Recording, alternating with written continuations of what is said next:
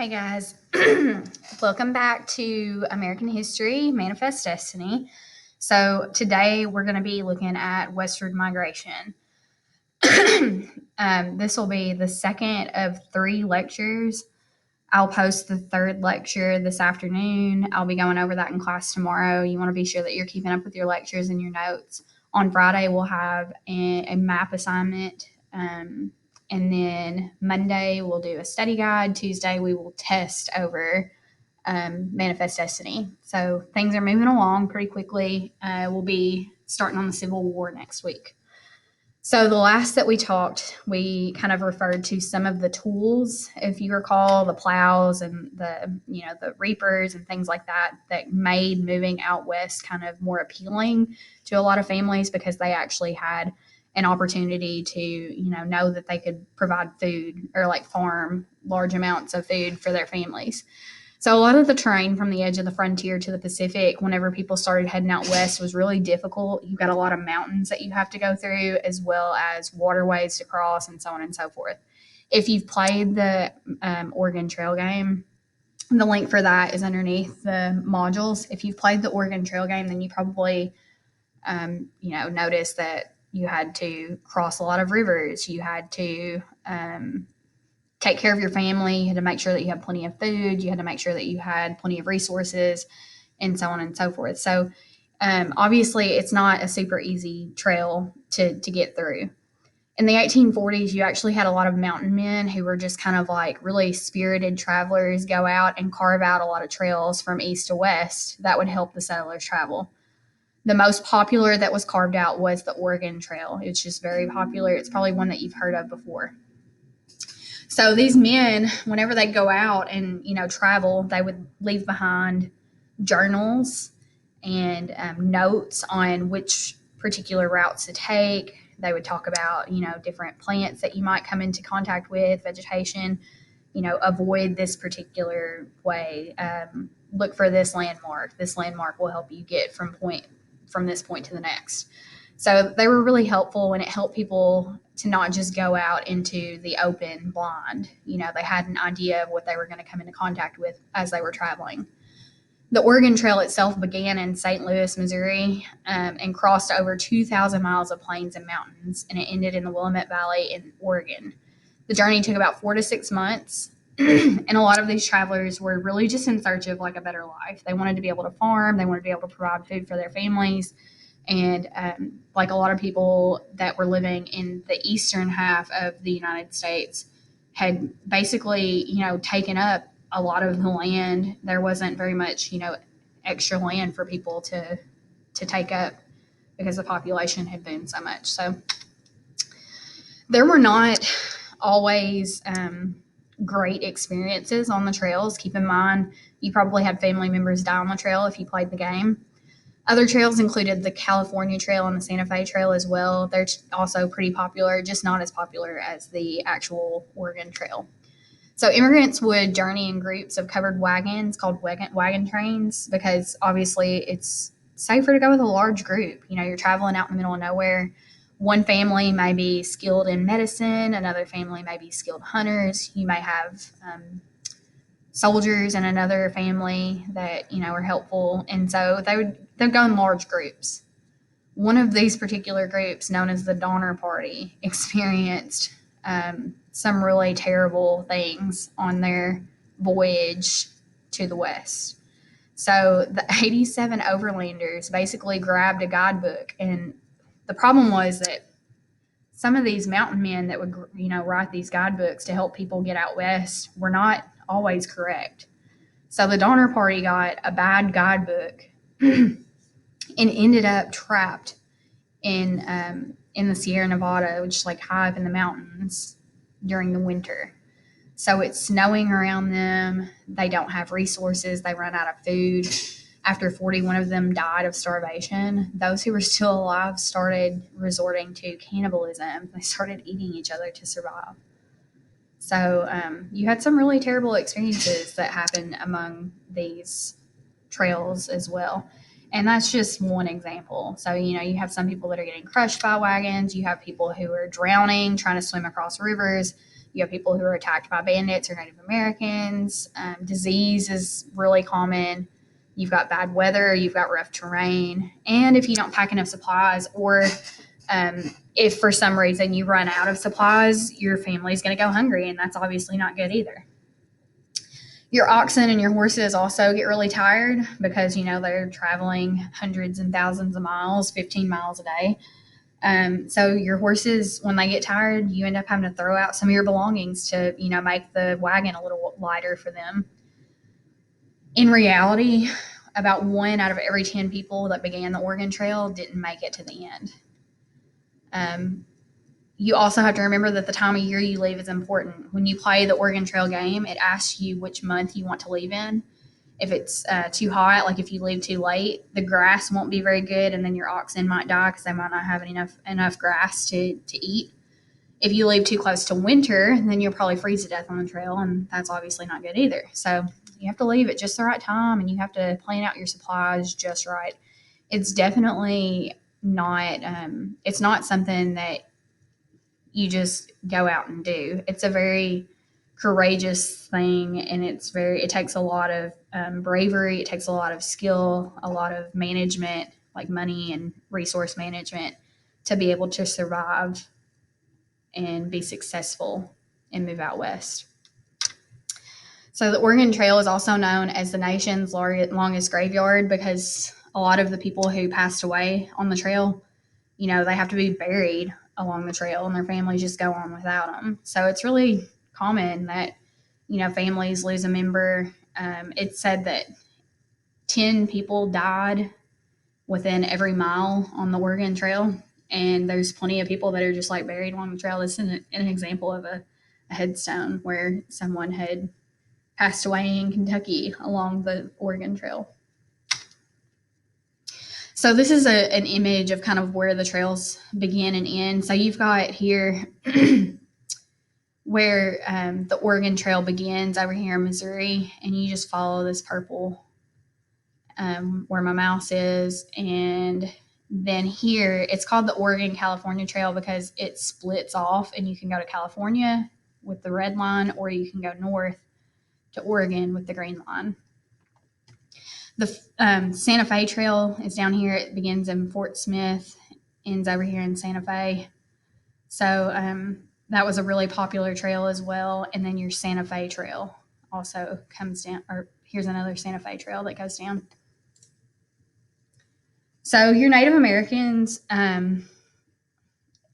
you may imagine your Native Americans as being, violent, or, people who are just like attacking the travelers, randomly for no such reason. But that's not really the case. Travelers feared attacks by Native Americans because they had happened, but those encounters were actually really rare. Native Americans often gifted immigrants with food. They would tell them about different routes to take. They would give them edible plants or show them plants that were edible, and they'd also help them find sources of water. So a lot of your Native Americans are actually really helpful. Now, there are some cases where there are violent groups of Native Americans that attack the travelers because obviously you've got just some random white people rolling up on your, land and saying, hey, we're going to live here. We'll just take this land. Who cares who it belongs to? And obviously that's really threatening to their way of life. You also have the Sioux, Cheyenne, Arapaho, and other groups that rely on buffalo for food and shelter and clothing and tools and everything else for everyday life. And whenever you have a lot of travelers coming through, you actually start to see a decline in the buffalo because the travelers are killing the buffalo for food also. So that obviously puts a damper on things for those Native American tribes' way of life. And they have been following these buffalo migrations for, generations and generations and generations. So whenever they start to see that as a threat, then obviously they want to kind of stop the travelers from coming through as much as they possibly can. So to kind of subside this, the U.S. creates the Treaty of Fort Laramie in 1851. This basically says, we promise to these 8 Native American groups that we will give them these specific territories. They can have these specific territories in the Great Plains. They'll always belong to them as long as they continue to allow settlers to pass through peacefully so that they can get further out west. So the government also agrees to make payments to the groups. Now, how long do you think that lasted? Yeah. So we also have the Mormon Trail. That was another really popular trail. So the Mormons traveled out west in search of religious freedom because one of their leaders was murdered by a mob in 1844. It's not funny. I don't know why I kind of chuckled. But basically, since their leader is murdered because they have a different religion, and that's obviously super offensive to some people, Brigham Young takes over the Mormons, and he basically says, you know what, let's head out west. There's less people out west. Maybe we won't be persecuted.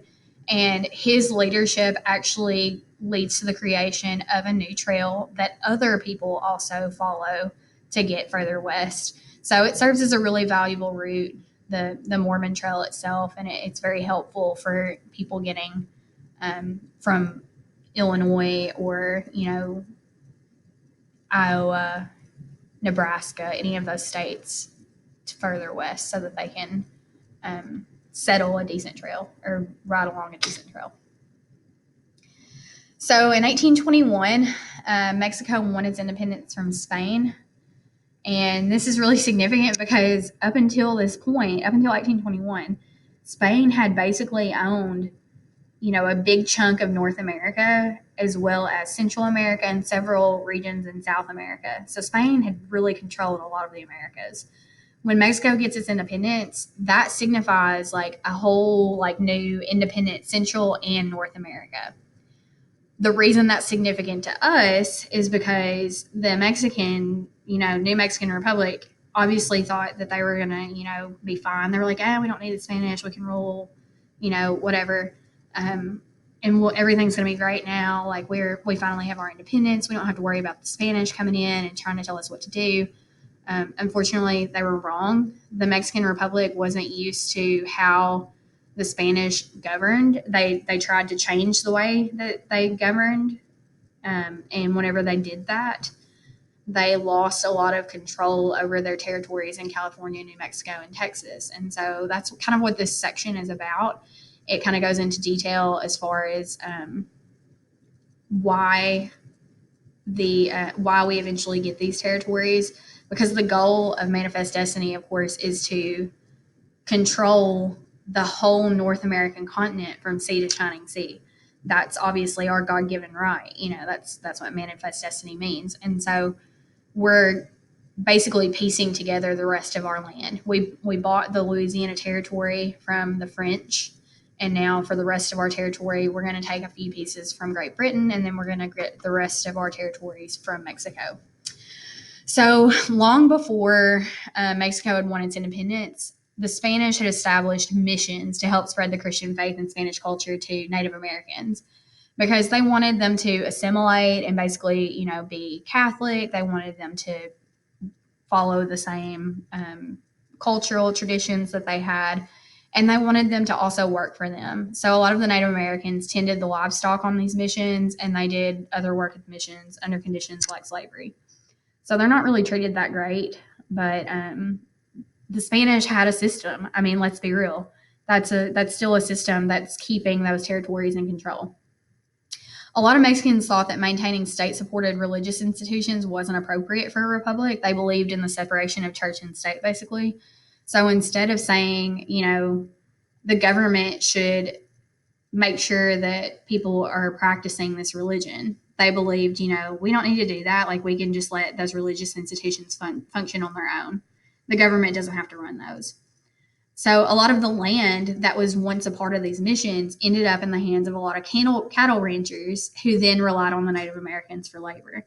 So you have a shift that goes from actual Spanish people or Mexicans controlling these missions and leading these missions to selling the land and giving it to cattle ranchers who then use the Native Americans for labor and kind of use that land themselves and made money off the land.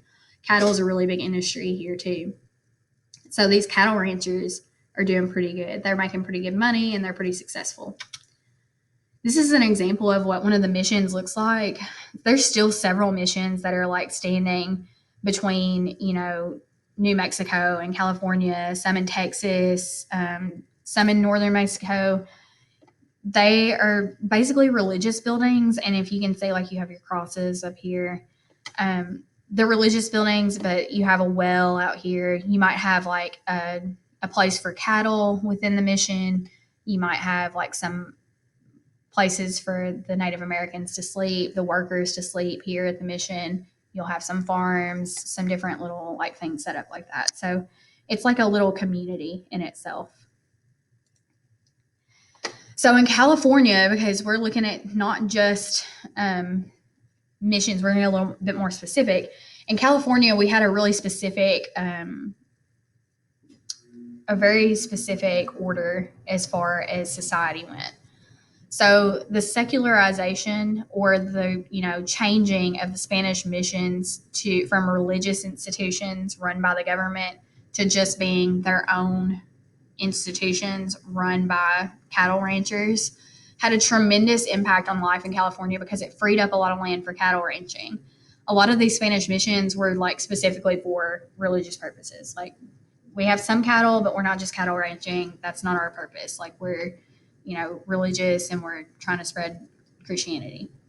So when the cattle ranching becomes really like the main kind of focus of the economy, then society changes. The rancheros, the people who own the ranches, dominate society. Beneath the rancheros, you have the mestizos, who are basically people of Spanish and Mexican descent. Like, they intermingled. And then you have the vaqueros, which are your cowboys, so people who work for the rancheros. And then you have skilled craftsmen who probably also work for the rancheros. At the very bottom of society were the Native Americans. So keep that in mind. The Native Americans are not treated very well. They're at the bottom of society. They are really just, for the most part, treated like slaves and lesser than. This picture is not very great. It's not very clear on here. But if you see, you've got your vaqueros and your ranchero here, and these people are using the Native Americans for like rough labor, kind of like gathering the bulls in. They've got a whip here for the bull, and you see that it's not easy labor. It's hard labor. It's very dangerous also. So in New Mexico and present-day Arizona, south of the Santa Fe, Hispanic settlers are focusing more on farming instead of ranching. Unfortunately, for some of these farmers, they have the Navajo and the Apache tribes that are launching attacks on New Mexico, and the Mexican government isn't providing protection. So if you're constantly getting bombarded by Native American attacks, then the government doesn't help you. You're going to be really upset. So instead of just like sitting by and dealing with it, in 1837, the Pueblo people and the Hispanic settlers north of Santa Fe launch a rebellion, and they kill the unpopular territorial governor and 16 other government officials to kind of get their point across. They're like, this is bullcrap. Like, we're kind of done with this. Y'all aren't helping us anyway. So I know that I said that I was going to make another PowerPoint, but I'm going to keep going. So sorry, it's going to be fine. So the Americans arrived on the borderlands. Trade with California rose significantly once Mexico is no longer a part of Spain's empire. So California is able to trade with the Americans more since Mexico is independent now. So one of the ports in California that we used a lot was known as Sutter's Port. The California governor, Juan Alvarado, granted 50,000 acres in the Sacramento Valley to John Sutter. So Sutter's Port is named after John Sutter, so that he could build a trading post to attract more settlers, because they wanted more people to come settle in California and make California like this really great place. So the Santa Fe Trail is a major trade route connecting Santa Fe with Independence, Missouri, and that's opened up by William Becknell as well. So you've got more Americans kind of heading out on the Santa Fe Trail to Mexican territory. Then you have more Americans starting to settle in Santa Fe itself as a result of that. So California and New Mexico are still Mexican territory for 25 years, despite Mexican independence, even after Mexican independence. Texas is a little different, though. Americans outnumbered the Tejanos, and they eventually break away after some time.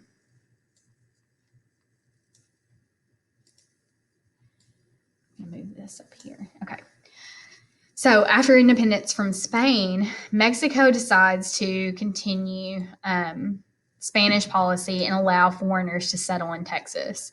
They offered cheap land to nearly anyone who was willing to come, and passed a law exempting new immigrants from paying taxes for 10 years. So basically, if you were American and you wanted to move into Texas, because Mexico is wanting to allow more settlers to come into Texas, if you're American and you're wanting to come in, you could get some really cheap land as long as you promise to become a Mexican citizen, abide by the Mexican law, and convert to Roman Catholicism. So if you do these three things, then you can move into this new territory and have your own land, which is kind of the American dream. This is what all these people are traveling out west for. Texas is a little bit closer. Why not? So most American immigrants headed to Texas at the encouragement of empresarios, which are basically your Spanish agents or contractors that are setting up these land sales. You have what is known as the National Colonization Act, which Mexico gives 26 empresarios large grants of land as long as they promise to fill it with a certain number of settlers. So your empresarios are your people who are basically saying, come to Mexico. It's great here. We've got this land. We need you to come live on this land for us. So the empresarios were assigned a plot. They would assign a plot to every family that wanted to move into their territory, and they governed the colony that they established. So that was kind of Mexico's way of taking care of Texas, or the Texas territory, without actually having Mexican governors within the territories. So the empresarios were kind of like your governors. They take care of everything. They bring in your settlers, and they govern everything. Stephen Austin is one of the most successful empresarios, and he founds the town Washington on the Brazos. And like you've probably heard of that town. That's a pretty popular town during this time. My spacebar not working. So here are some examples of how the land grants are divided up. So you've got, Austin Williams Grant. You've got, I can't read that name, another grant here, another grant, another grant, another grant. Basically, one person governs each blob of color, and they're encouraged to bring people from America into these territories to settle and to develop this land, because not a lot of people wanted to live in this part of Texas because it's dry. You don't have as much beautiful fertile soil.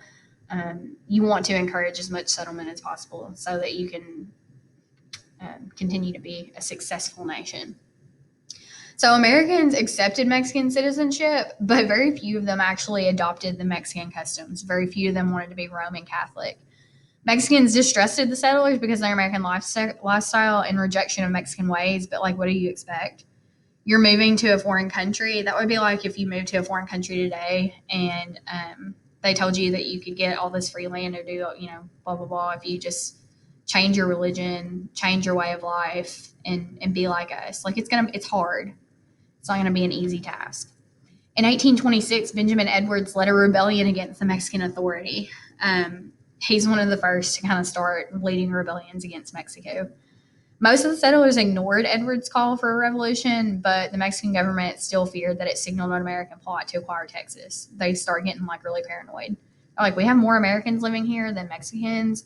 We should probably close the borders. So in 1830, Mexico closes its borders and they start taxing goods imported from foreign countries to discourage trade with the United States, because they're starting to see some problems here. There's a threat there now. So Mexico's, we gotta stop letting the Americans in. They're trying to take over. Settlers met at two conventions in the Texas town of San Felipe in 1832 and 1833. Once the borders are closed, these Americans start getting mad. Keep in mind, they've been importing goods for pretty cheap all this time that they've been living in Texas, and then all of a sudden Mexico wants to close these borders and make them pay more money to bring goods in that they had been bringing in this entire time. And so they get upset. They're like, you know what? That's it. In 1832, the convention asked Mexico to reopen the Texas to the American immigrants and loosen taxes on imports because they wanted to buy their goods from America for cheaper. In 1833, the convention recommended separating Texas from the Coahuila and creating a new Mexican state within its own constitution. Austin suggested Texas start peacefully organizing its own state government in a letter to Tejano leaders after stalled negotiations with the government. Later, he convinced the Mexican president, Antonio Lopez de Santa Anna, to lift the ban on immigration. Austin's letter was intercepted and was arrested for this letter that he had sent out. So, like, he had already sent this letter while he was talking to the Mexican president in the Capitol. When his letter is intercepted and he's arrested, they put him in jail. President Santa Anna denounced Mexico's constitution, and he declares himself a dictator not long after that. So Santa Anna is obviously not the best leader for Mexico. In 1835, Austin is released from prison and urged the Texans to organize an army. He's like, y'all don't even realize how bad it is there. Santa Anna is just like, doing whatever he wants. He's a dictator. He's killing people that are standing against him or opposed to him. We need to separate from this immediately. We don't want to be a part of a dictatorship. So people start actually listening to him. The Mexican army lacked sound leadership, training, and support. But in 1835, the Texan army had forced the Mexican army out of San Antonio. So they're able to get the Mexican armies kind of further away, further south. And then in 1836, Texas declared its independence from Mexico and drafted a new constitution that drew heavily from the U.S. Constitution and specifically protected slavery. So former governor of Tennessee and proven military leader Sam Houston took control. Y'all know that Houston, Texas is named after Sam Houston. He takes control and leads Texas rebels against Santa Anna. He's ready to fight, even if their military doesn't have the greatest leadership or if he's not the greatest leader. They're still willing to fight for something they believe in. When Santa Anna's forces arrive in San Antonio, they found over 180 Texas rebels holed up in an abandoned Catholic mission called the Alamo. Lieutenant Colonel William B. Travis sought to delay Santa Anna and give Houston's army more time to prepare. And so basically, William Travis and his men sacrificed themselves to hold off Santa Anna's army as long as they possibly can so that Sam Houston can get his stuff together and fight and have a chance to actually fight with a big, trained army. This is a message from Colonel William B. Travis from inside the Alamo. It says, I am besieged by 1,000 or more of the Mexicans under Santa Anna. I shall never surrender or retreat. Then I call on you in the name of liberty, of patriotism, and of everything dear to the American character to come to our aid with all dispatch. Though his call may be neglected, I am determined to sustain myself as long as possible and die like a soldier who never forgets what is due to his own honor and that of his country, victory or death. And so they obviously had spirit and were very, very dedicated to the cause. They were willing to risk their lives for this cause, just to have independence from Mexico. And so that's why here's the Alamo. We talk about remember the Alamo. The call for reinforcements went almost unanswered. Only 32 settlers from Gonzales joined the fight. The Texans held off Santa Anna for 13 days, so that gave Sam Houston's army 13 days to prepare. During that time, the new Texas government met at Washington on the Brazos and formally declared independence. In March 6 of 1836, Santa Anna's army stormed the Alamo. The Texans fought off the attackers for 6 whole hours. They killed or wounded about 600 of Santa Anna's army before being overran. They were defeated, but they managed to gain Houston's army an extra 2 weeks to organize. And so that's why we hear people shout, remember the Alamo. These men didn't die for, nothing. These men died for a cause, and we need to remember the Alamo as we're fighting so that we remember what we're fighting for. Goliad is another really terrible execution by the Mexican army, really. 2 weeks later, the Mexican army overwhelms Texan troops led by James Fannin at Goliad. So Fannin and his men surrendered instead of, fighting back like they did at the Alamo. And so he's like, if he just lets us surrender, maybe they'll just kick us out of Texas and we'll be fine. Instead, Santa Anna orders their execution, and a firing squad executes more than 300 men. So obviously, this is important because the losses at the Alamo and the Goliad devastated Texans and united them in their support for a new country or an independent country from Mexico. So they literally just lined all these men up and shot them instead of letting them go. Then comes the Battle of San Jacinto. This is where Santa Anna and his men no longer saw Houston's army as a threat. They're looking at their army as pretty weak because they've already had 2 devastating victories over the Americans. Both armies were encamped along the San Jacinto River. Santa Anna allowed his men to sleep in the afternoon. You guys can take a little siesta, it's fine. Houston soldiers convinced the officers to launch an afternoon assault on Santa Anna's sleeping soldiers. The battle lasted less than 20 minutes, but the killing continued for hours. Houston's men attacked, yelling, "Remember the Alamo! Remember Goliad!" Hundreds of Mexican soldiers were killed. 700 were taken captive, including Santa Anna. So basically, Santa Anna sucked because he took a nap.